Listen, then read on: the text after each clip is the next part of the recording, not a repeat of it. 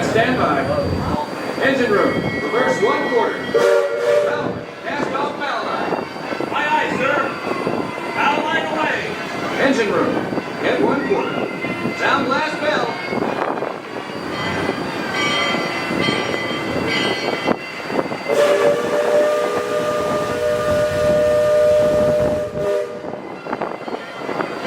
Leadman, sound off. Give me a depth reading by the mark. By the mark. Halfway. Upward. Upway.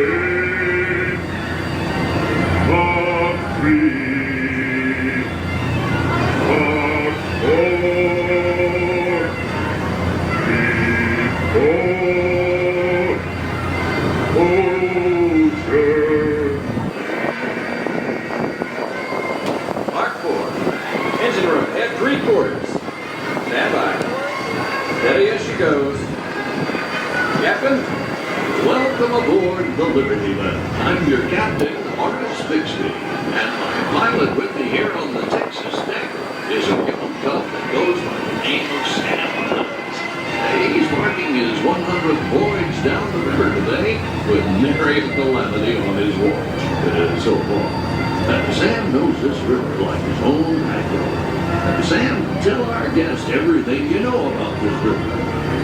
Well, now, I always figure it is better to keep your mouth shut if you're snooping or open and remove all doubt. But I will tell you this. I love this river more than anything else. I've loved this river, even from the time I was a toddler back in Missouri.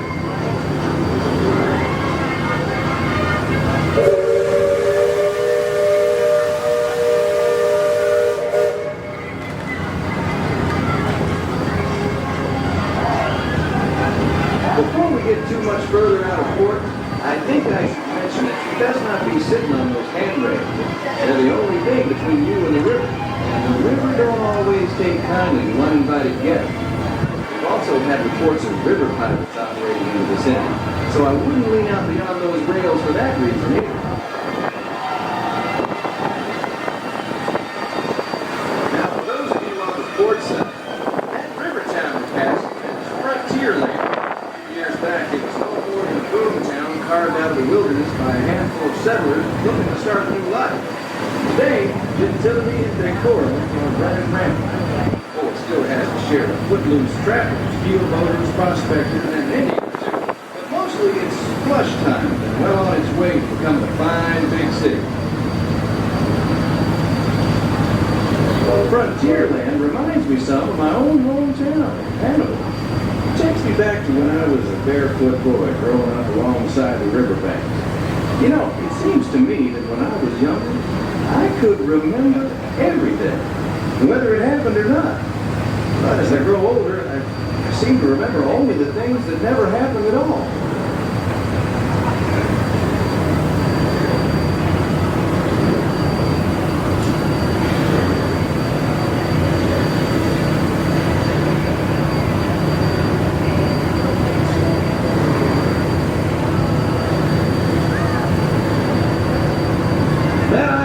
Across the way, on the starboard side, was my stomping grounds when I was young.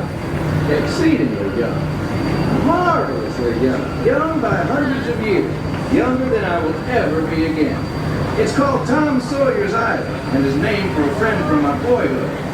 Even today, the only way you can get there is by raft. Old man Harper's grain mill's there, back in the woods just off Tom's Landing. And that's Mud Potter's Pond and his windmill.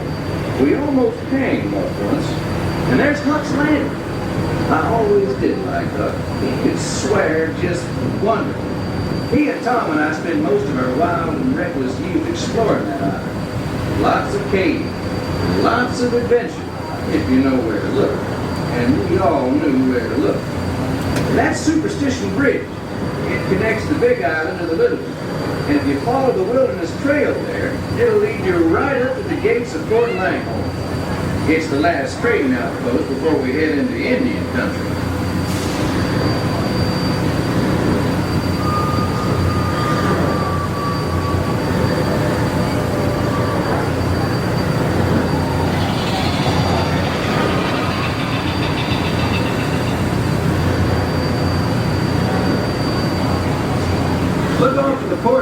there. Every now and then, the water under that crest of rock comes to a natural boil and spurts out all over the place like a tea kettle left on the fire too long. The Indians around here used to tell me these geysers were actually unfriendly spirits, upset by uninvited trespassers traipsing all over their sacred hunting ground. Be that as it may, that's Big Thunder Mountain poking up in the sky over there. The Indians named it that because of the sound the falls used to make when the big rains came. Then the miners and prospectors and get-rich-quick speculators showed up, and the name stuck because of the sound of blasting powder going off every few minutes. There's not so much blasting these days, just ghost stories about a runaway mine train loaded down with simple-hearted, terror-filled folks like you.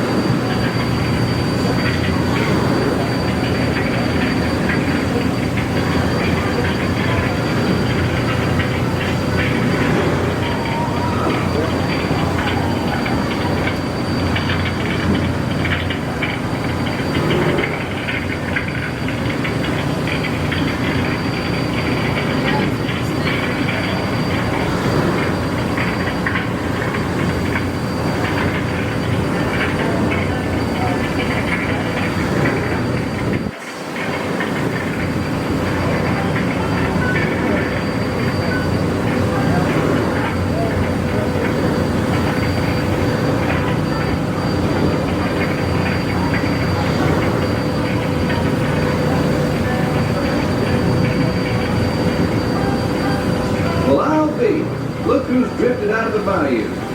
Off the port, Captain. It's Beacon Joe.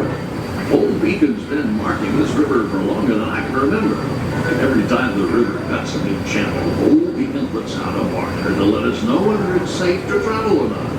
However, Sam here has been bragging that if push came to shove, he can navigate the Liberty Belle on a heavy dew. Isn't that so, Sam? Well, I was born humble, Captain, but mostly it's worn off.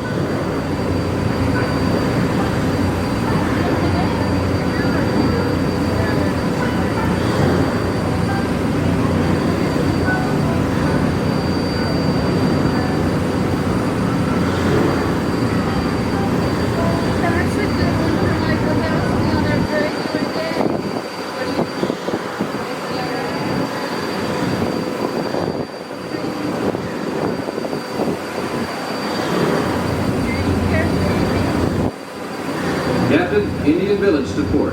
Now that's something you don't see much out this way. That's an Algonquin Indian village. Looks to be from the Powhatan tribe. And usually they stay further east. And I've seen Seminole and Miami this far west. And of course Shoshone, Blackfeet, and Crow, but I've never seen Algonquins out here.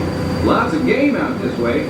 I've seen moose and deer and plenty of other critters along the shoreline. That could be why the Powhatans are out this far. Just following the food trail.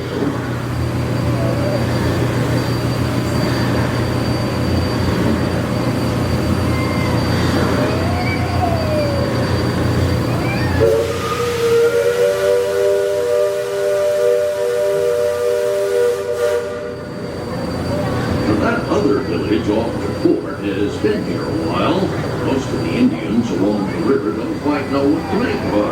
riverboat, they call it Hennelore, which means fire canoe, because of the smoke and sparks pouring out of our topstack. And the first time we passed this way, they thought it was the return of one of their heavenly messengers. They said our riverboat was a comet of the sun.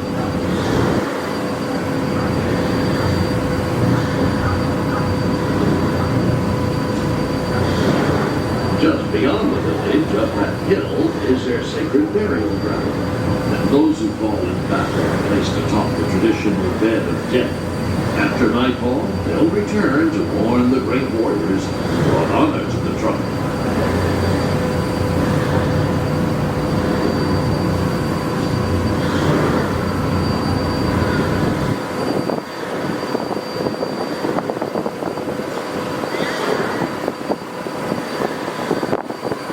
Attention deck watch. Shoals to port and starboard. Engine room, steady on. We're entering shallow water, but there's no cause for worry. Sam knows every shoal and shallow, every snag and sandbar in this part of the river, and he will navigate us through to safe water. You wouldn't steer us wrong, would you, Sam? I believe we ought never to do wrong, Captain. Especially when others are looking. Leadsman, sing out.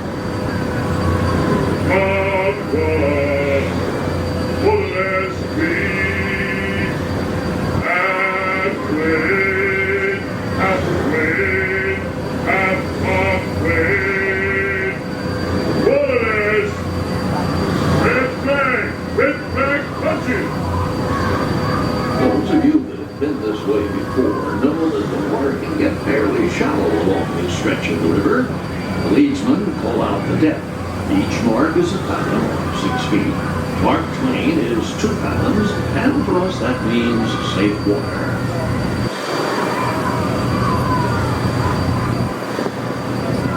Captain, we're passing Cutthroat Corner.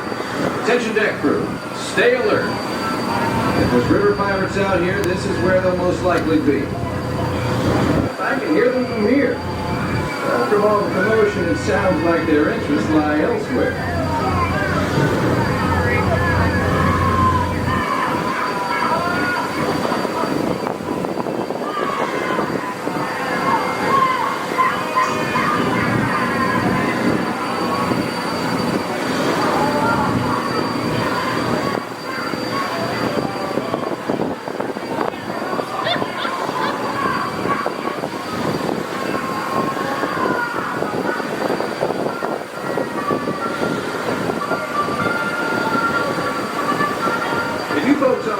Past the trees on the island, that's Fort Langhorne. Most of these old forts started out as trading posts. Then as settlers started heading west, the army came in and took them over. My feeling is, these days, there's a lot less frontier and a lot more civilization than is truly necessary.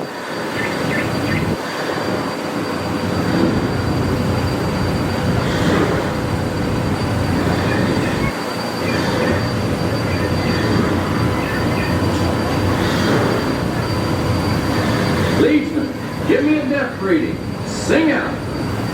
By the mark, and play, but one, okay, no butter, take water, okay, take passage.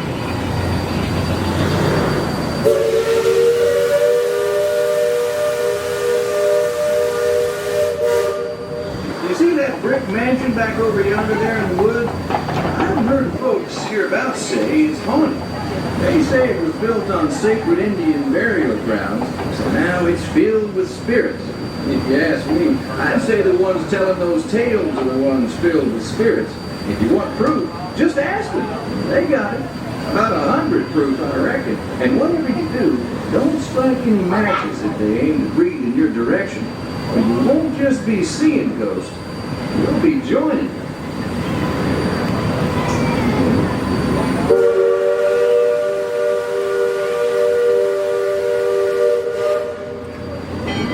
We're approaching Liberty Square, which is home court for us. We'll be putting into dock shortly, so those of you on the upper two decks might be of a mind to collect all your parcels and head to the lower decks. Got youngins, you'll want to take them in hand before they get out of hand. On behalf of the captain, myself, and the crew, thanks for flying the waterways with us. I hope I see you next time around the river bend. Thanks, Sam, and thank you, everyone, for traveling the rivers of America with us today. Engine room. Approach levee at 1/4 steam. Man the bow line. Purser, check freight and cargo. All hands prepare to dock. All passengers, stand by to go ashore. Good afternoon, everyone, and welcome back to Liberty Square. Folks, at this time, we ask that you gather up all of your personal belongings. Make sure you have your kids with you. You're going to head all the way down the stairs to the very bottom deck of the boat. That is the main deck, the deck that is closest to the water. That is where you will find the location of the water and the only exit off of the Liberty Belle. You will not be exiting off the same deck that you entered. So make sure you head all the way down the stairs to the very bottom deck and launch your activity this morning. We thank you for sailing the rivers of America with us and hope you enjoy the rest of your day in the Magic Kingdom. Bye-bye.